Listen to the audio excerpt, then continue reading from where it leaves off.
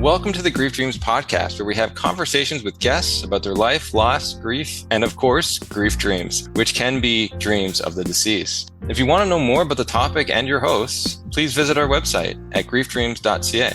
To support our podcast, please go ahead and rate it. For additional ways to support us, please refer to our show notes. Before we move on with the show, we'd like to give a territory acknowledgement. Long before Canada was formed, the Stalo people were the original land stewards, and they have lived here since time immemorial. They continue to live in the unceded Stalo territory, known to settlers as the Fraser Valley and Lower Fraser Canyon of British Columbia. We recognize and honor the contribution that Indigenous people have made and continue to make to our community and the topic of grief dreams. Welcome to the Grief Dreams podcast. Thank you again for tuning in. We always appreciate it. And so today I'll be your host, Joshua, and we have a special returning guest on the show, which I'm really excited to talk to. So Nikki Wilson. And so she was here on episode 128 last, which is actually around 4 years ago. So this is going to be really interesting to catch up with her. But she is the owner of Mira Denim, and she is a model, and she just competed in the Miss Grand Australia. So welcome, Nikki, back on the podcast. Thank you for having me. It's good to be back. I know, 4 years. Can you believe that? You were I remember I re-listened to the episode and you were just coming out of undergrad. And there's this conversation that we had just about like what life is going to bring you and what career opportunities that you're going to unfold. And here you are with like two really things you didn't mention on the podcast, being an owner of a clothing line and then also a model. And so I'm just really curious, how'd you get there? Yeah, it's crazy. I was thinking about it and where I was at that stage of my life and finishing my uni degree, and I wanted to be a writer. I was going to go do my master's in creative writing, and then that didn't happen. COVID happened and I was in Melbourne. So we had the worst lockdowns of anywhere, I'm pretty sure.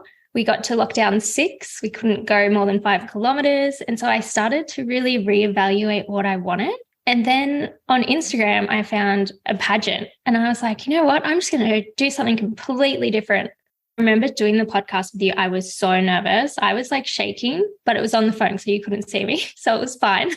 And then it's really stemmed from that. I fell into modeling and I started getting a lot of jobs with big brands as well, which is crazy. And then, it's gone from there. I don't write anymore though, which is really sad. I've been thinking about that. I want to get back into that. That's so interesting.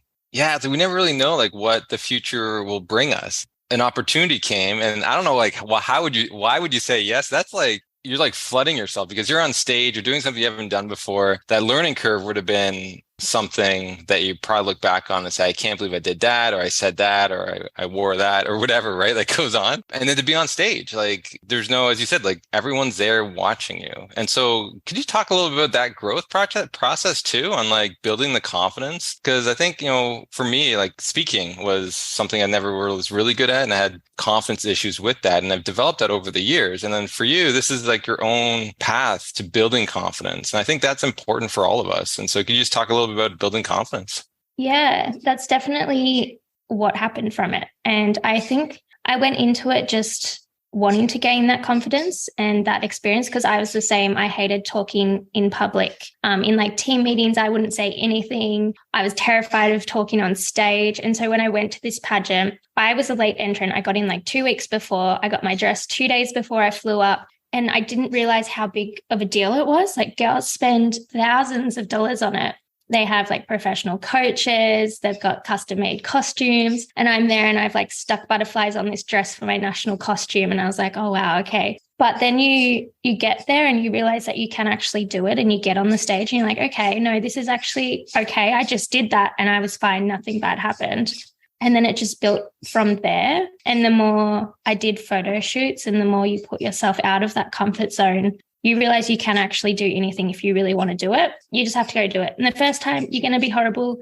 I look back on my walking videos from that pageant and I'm like, oh my gosh, like what was I doing? But if I didn't do that, I wouldn't be where I am now. So it's all about just throwing yourself out there. And that's what I've started doing. Even with my business, I was like, I want to do it. I'm just going to go do it. Even if it fails, whatever, at least I tried. I'm not going to look back and go, I wish I had just gone and done it. Yeah, that's so true. It's the hardest part is just getting started, right? Is taking that leap Yeah. and getting the courage to face whatever fears or whatever resistance is holding you back and to sort of see what will happen. And then you said like this beautiful outcome came where now you're continuing to do it. I don't know if do you still have the nerves that you once did, or now are you helping like other individuals start and maybe try to go and do this for the first time? I still get nervous before going on stage. So for Grand, that was my first pageant I went into where I'd actually had proper coaching and walk coaching. So they teach you how to do the pageant walk. And I think I'd put more pressure on myself to be better, not to win, but to be really good. And so when I got on the stage and I didn't hit the routine I wanted, I was like, oh no, it's not what I wanted. But then I watched the videos and I was like, this is so fine. Like I need to relax. But I think I have moved into that stage where I can help people. And so the girls that were new, I would sort of give them advice on Instagram before we went. And there's actually like a family friend. She used to be my neighbor during COVID, and I think she's 14. And so she was like, can you train me to like do a pageant? And I was like, yeah, I'd love to do that. So we're moving into coaching, which is not something I expected. Well, it's just beautiful to sort of like understand that the stuff you went through, other people are experiencing now, and you have built so much on that, on your own self-confidence, and you're valuing the experience. And it's like, for me, it was like speaking and being on stage and like doing this podcast and other things. And for you, it's like being on stage and modeling and all that sort of stuff. And that's like amazing. Like for me to sort of see that kind of growth. And then now you're actually now helping other people, and people are being inspired to try that route too, to gain their courage to be able to do something like that. I think it's beautiful. Yeah, it's really good. And I love being able to do something like this where 4 years ago I can look back and go, wow, that's where I was. And now I'm here talking to you again, and it's like I'm a completely different place and not where I expected to be at all. No, you're a completely different person, right? Like and that's the thing. It's like, wow, and it's only been 4 years. Like you never know, what happens through time. And I know, so when you were on the podcast, we really talked about I think you had 3 different deaths that occurred throughout your life that really impacted you and how you're able to express emotions. And through that process, I remember at the end, you're getting better at expressing your emotions. And so like now, where are you now? Because I would think, expressing emotions takes courage and confidence in yourself and what you need and want. I'm just curious how this may have maybe helped you in the sense of expressing yourself or understanding your emotions a little bit more. I think part of the reason I got into it was because of sort of what happened with my uncle and just helping me heal from that. It took a very, very long time for me to actually come to terms with everything. And a lot happened in the past 4 years that escalated it as well. And I think building that support system that I got from going to these pageants and meeting new people and actually listening to other people's stories has really helped me heal. I'm still not great at talking about my emotions, but I understand them more now, and I actually let myself feel instead of just blocking, which is what I was doing for a really long time. And then it would come out in other ways. So I think I'm still on a journey when it comes to expressing. I'm better at expressing my needs and wants, but if I'm upset, I step back. And, it might take me 24 hours and then I'll come back and be like, okay, no, I was upset about this. We need to talk about it. Wow. It's beautiful to hear that. And it's beautiful to hear that like you're seeing the growth and that you are still on that grief journey, to be able to think about that and have a new group of people that you can talk to, like a new support system in a time where you never know when you're going to need those. And especially with COVID, that was hard to come by. And so it's nice you're able to really find those new group of people to be able to talk about your loss too. And so I'm curious, just you said like in the 4 years you had some learnings or some teachings or some moments of grief that came up. Could you really, I guess, talk a little bit about that when it comes to it was from your uncle's death? Yeah. So it was still, I think it had only been 2 years or a year and a half when I first spoke to you. So there was still a lot of like family drama happening, which happens. So I reconnected with my grandma. I'm not sure if I said it on my last podcast, but we weren't talking. And then there was some drama about like the will. So in his note, he said he didn't want anyone to have anything. So my mum and I were like, okay, like respectfully, we're not going to do that, like take anything. And then I went to my grandma's house And she had all of this stuff. She had like sold all of this stuff and bought herself a brand new car. And she was trying to give me his things. And I was like, I don't want them because what am I going to do with them? And he said he didn't want us to have them. I don't feel comfortable doing it. And she just didn't understand that. So after that, I stopped talking to her again. And I hadn't told my mum I'd spoken to her because I knew it was going to be like this. And then she sent me this message just saying, you know, I knew you were just here to spy on me, to tell your mother everything. And I was like, no, I genuinely wanted to reconnect. And then I saw what you'd done and decided myself that that was not okay. You could have donated that money to charity. Like there's so many suicide prevention charities here that you could have helped with it. So it's just crazy that she's had that mindset. And then I actually had dreams after seeing her. And it was like this red balloon. And I could just feel so much anger coming out of it. And then it would just pop. And I told my mum about it. And she's like, I think it's, you know, Uncle Chris is angry about what she's done. And it's all this anger.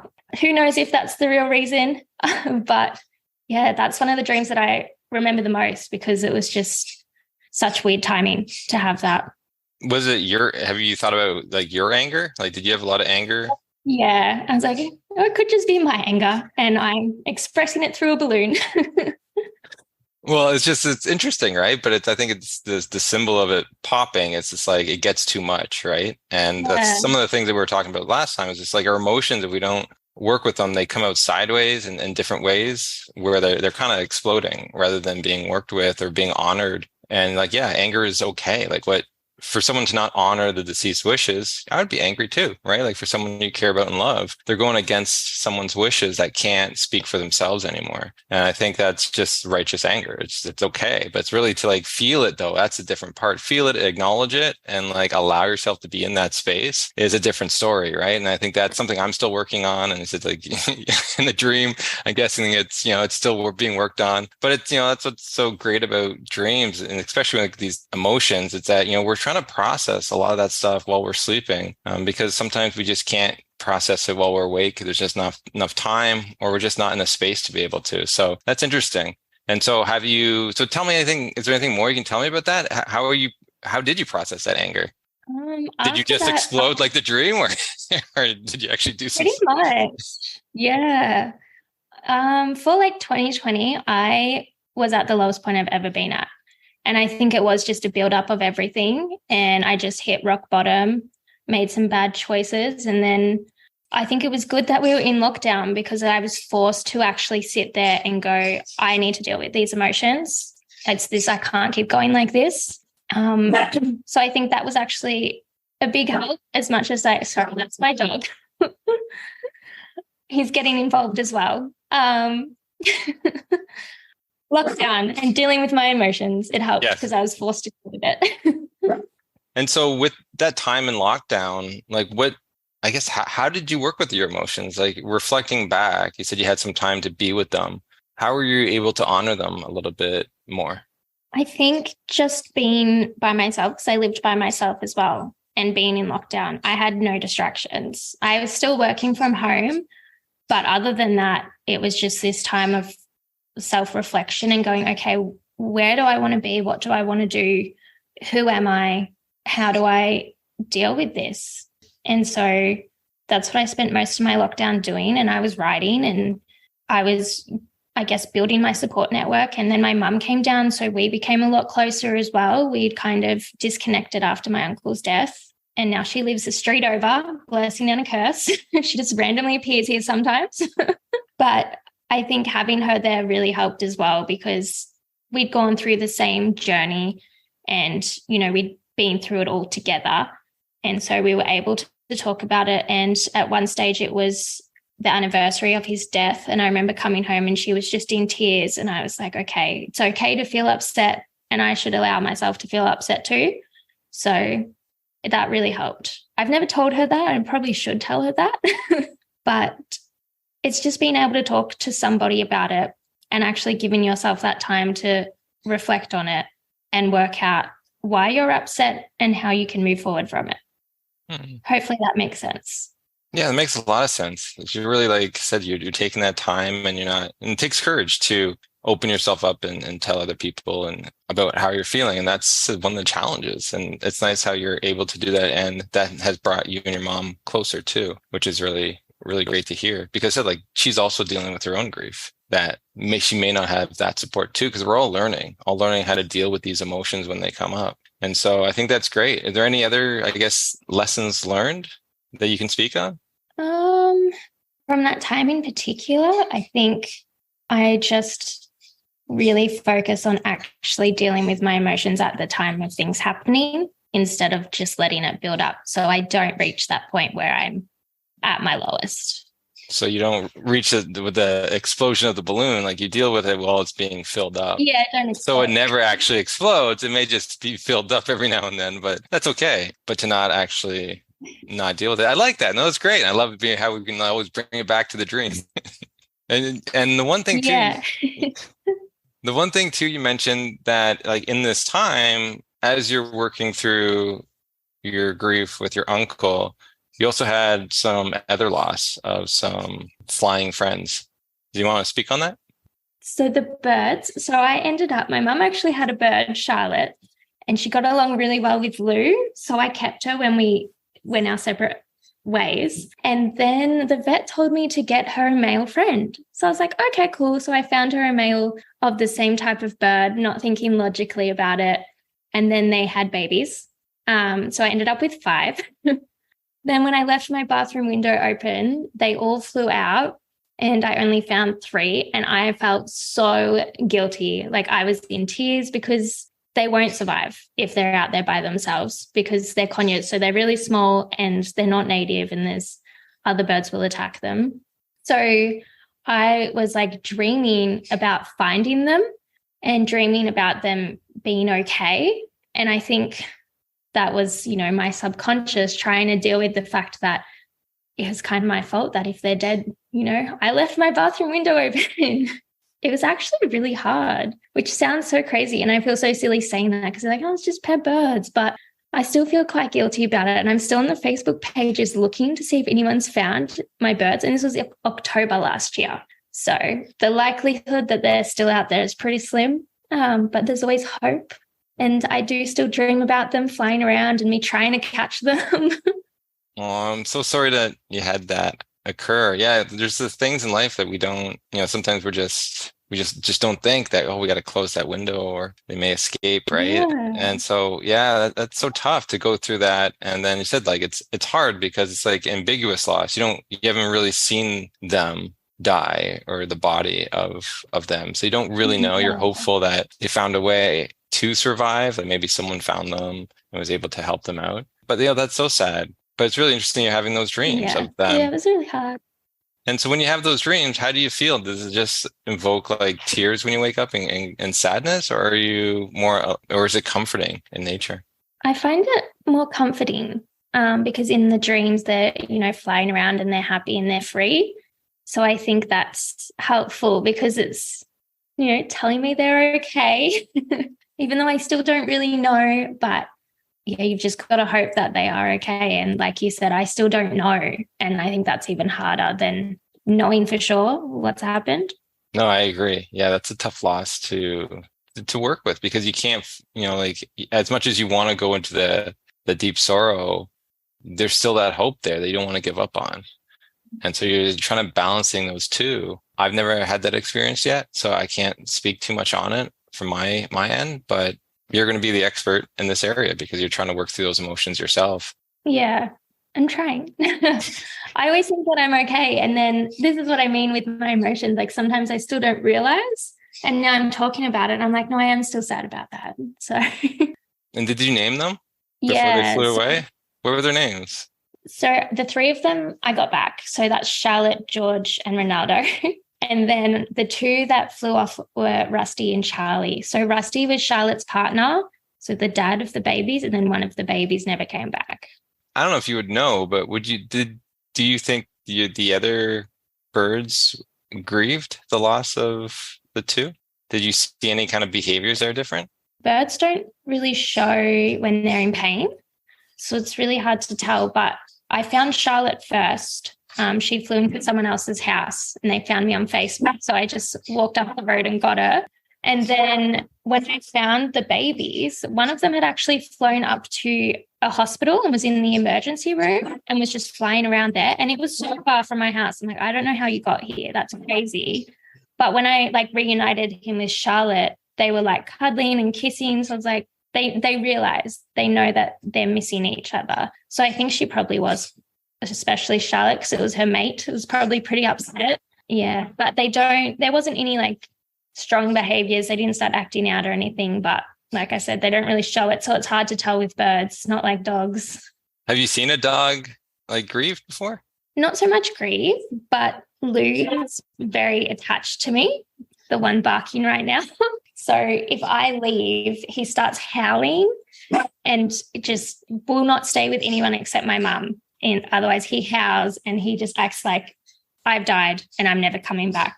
So I'm assuming that's what he would be like if he was fully grieving. Right. Yeah. Yeah. I always think like animals that you can definitely see their emotions and like they would grieve in their own special way. But yeah, so the birds probably did grieve their own way. Just couldn't see it behaviorally. That's interesting. Yeah, exactly. Okay. So is there anything else that you want to sort of talk about when it comes to, things you've been, the places you've been, or the things you've learned about grief throughout these last 4 years? Not that I can really think of. I think I'm a lot happier. I think it's just coming down to actually being able to process it and giving yourself the time. Even with my two friends from high school, I still think about them and there's still things that remind me of them. And then I'm like, oh yeah, they're not here anymore. So you do always have that weird moment. I don't think that's ever going to go away and you're always going to be a bit upset, but you just learn to deal with it. As they say, healing takes time. Well, as they say, I think it takes more than time, but yeah. But wow, I think that is, important to just acknowledge about how far you have come and how, it is a process and it does take time, but it takes courage to look at the emotions and look at yourself differently and how you can process the emotions and hold them and talk about them. And it's all just like this process of us finding ourselves and I think valuing being human. Like a lot of times, like even for me, I know when I speak of myself, one of my things is just like honoring the humanness in us. We try to portray a certain image, right, to the world, but we have all these emotions. Yet either the people around us don't want us to acknowledge some of those emotions, or only want parts of ourselves, but just really honoring all of ourselves. Like it's in us for a reason. And I think there's something beautiful about becoming whole with that and becoming like one with who you truly are, not who you think you should be. I think that's where you're getting at too. It's like really honoring those feelings and having the courage to really figure out who you are in this life. And I think we're all dealing with that in one way or another. And it's nice how you get to sort of look back at those 4 years and sort of see how far and how much has changed. And like you're still learning about who you are and who you're going to be. And I think that's the beauty of it all, is just like you're going to be continuing to learn lessons about life and about grief, throughout the process. And I think that's just part of it. And being able to talk about it for me is beautiful to hear, because we need people to talk about it. We need people to sort of talk about their journey so people know as they're walking on it what to expect or the process going in. Because you're right, it's not even time. It's just like there's going to be moments in life that are going to bring emotions out in you, and to be able to honor those and change the way we cope sometimes. And you're doing more talking. Have you done any more writing? Just quickly on some of the emotions that you're feeling, because I know like writing was such a big part of your processing. I did in 2020. I actually was about to do my master's in creative writing. But since then, like I have like a little journal that I might like write some poetry in sometimes, but I just never do. And I want to get back into it, but it's getting that motivation to sit down and write. Like I feel like I'm so busy because I have a corporate job as well as modeling. So it's getting that balance. It's not easy, and taking that time for yourself as well, because that is what it is at the end of the day. It's doing something I love and like self-care. So I'm going to do it. This is me. It's recorded. I can't go back now. I'm going to start writing every night. But no, nothing new, unfortunately. Well, if you do write something, I'd love to hear it, because I know in the original episode you wrote an assignment just on your dreams, and that actually helped you process your grief a little bit. I remember you saying. So yeah, writing seems to be a tool that you like to utilize, and I think a lot of people do. So our final question that we always like to ask is, if you have a dream tonight of someone who has died, could you talk about what dream you'd want to have? I think it would be everyone that I know that has died just comes and tells me that I'm doing okay, that I'm on the right path, even though sometimes I don't feel like I am. And I think just knowing they're there to support me would be nice. I like that. Yeah, that's beautiful. And how would the birds show that? Would they speak to you in the dream? No, they would just come and sit on my shoulders. That's what they do. They come and sit on me. I love that. No, and I think, and I hope you don't need a dream to know that you're in the right space too, right? I think that's one of those things where you're doing so much, and what you have done so far is remarkable from where you used to be, and you got to be proud of that. Like, I think you'll find your direction, but I also think that you should really be proud of how far you've come. And a lot of times we always think about that perfectness or like what we could be achieving, and that's a goal, that's great, but we can't sort of forget about how far we've come from where we used to be, and to get encouragement by that. Like, I'm still going to like a destination of like, how much love can I show myself and how much can I feel during a day? I'm not there yet, but I'm much farther than I used to be. And I'm actually really happy about that I continue to be able to grow and see myself grow. And so hopefully too, like that can be a part of your world too, where you just realize you're doing it. And like, that's the thing. And life tends to sort of help you out, with that. And you said like your modeling career, it's going like you never would have thought that. So I think, keep doing what you're doing. I think, life will definitely show you the way as you move forward. Yeah. It's just always good to hear it from someone else, because it's so easy to doubt yourself. And then someone else says, and you're like, oh yeah, I'm doing okay. Isn't that so true though, right? Like, we need that sounding board to just tell us and remind us of who we are sometimes. Like, we can forget, we get sort of caught up in the voices of ourselves and our life, or the negative voices of others through the experiences we have. And, I would think being a model would be something similar, in the sense of going on stage and not winning. You can have doubts of not being good enough, right? And so it's like challenging that with, oh my God, I'm doing this and it doesn't matter, right? So it's almost like you could do the event and you can have two voices that are, I guess, both true in a way, right? Like, one saying, oh, you didn't win, like, and the other one saying, but look, you're actually doing this, right? So you can have those positive and negative voices. And I think that's like anything in life, is like, who do you listen to of those? Because they're both there, but just like, who do you think is more valuable when you listen to them? And so, yeah, I can definitely understand how having people in your life to be able to just say, like, you're on the right path, keep going, like, keep doing this, and keep you inspired that you are doing remarkable things. Like, that's it. Like, you're just doing remarkable things that you couldn't do before. And I think that's sort of the space to always be in and remind yourself of. Yeah, that's a really good reminder. I like that. I needed that.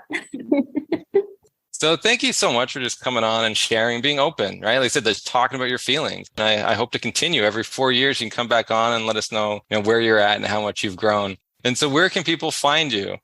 On Instagram. I do keep getting told to create a website for like all of my modeling journey and everything, but I'm not there yet. So just my Instagram, it's Nikki Wilso. And then do you have a website for the Myra Denim? Yeah, it's myradenim.com. Very simple. And it's MIRA. Excellent. And can you just talk about what is that quickly? Like, what do you sell? What's your product? It's a sustainable denim company. So the denim is made from recycled plastics called Reprieve. It's actually in America. I know you're in Canada, but your neighbor. And it gets made here in Australia. So the actual jeans are made here. So I've seen the manufacturer, I've seen where it's made, I know it's all ethical, and I wanted to cut down on the shipping costs. So it mainly just sells to Australia, but I can ship worldwide. Okay, beautiful. That's great. So listeners, check it out if you're interested. And I wish you all the best as you continue on this journey. Thank you.